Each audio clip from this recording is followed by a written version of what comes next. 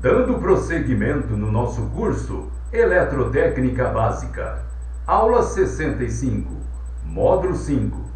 O assunto: fatores que determinam a intensidade do fluxo de corrente num circuito. Vamos lá.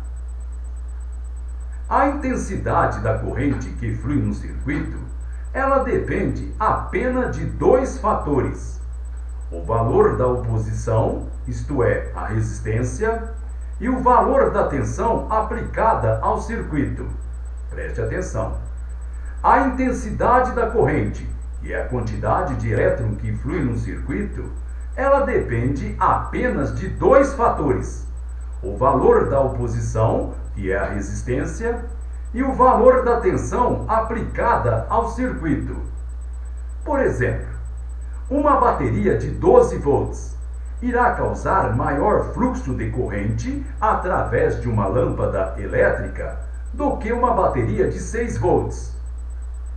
Podemos, com isso, estabelecer uma regra muito importante sobre a relação entre tensão e corrente. A intensidade da corrente que flui no circuito depende diretamente do valor da tensão sobre o circuito. Preste atenção. A intensidade da corrente que flui no circuito, ela depende diretamente do valor da tensão sobre o circuito. O outro fator que determina a intensidade da corrente que flui é a oposição, isto é, a resistência no circuito. Se a resistência de um circuito ela for grande, a intensidade da corrente que flui será pequena. Se a resistência num circuito ela for pequena, a intensidade da corrente que flui será grande. Lembre-se sempre que a resistência é apenas um fator. O outro é o valor da tensão aplicada. Aqui está uma regra que relaciona a intensidade da corrente, isto é, a quantidade de elétron que flui num circuito, à resistência deste circuito.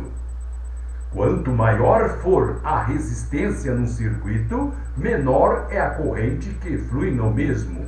Preste atenção. Quanto maior for a resistência num circuito, menor é a corrente que flui no mesmo. Se você comparar as duas coisas que determinam o fluxo de corrente, isto é, a tensão e a resistência, irá notar um fato muito importante. Aumentando a tensão, aumenta o fluxo de corrente, mas aumentando a resistência, diminui o fluxo de corrente. A relação entre corrente, tensão e resistência está sendo indicado na figura abaixo. Observe com atenção o diagrama esquemático. No diagrama, nós temos a simbologia de uma bateria com seus polos e a simbologia de uma lâmpada. Observe que a intensidade de corrente no circuito, ela depende do valor da tensão e do valor da resistência.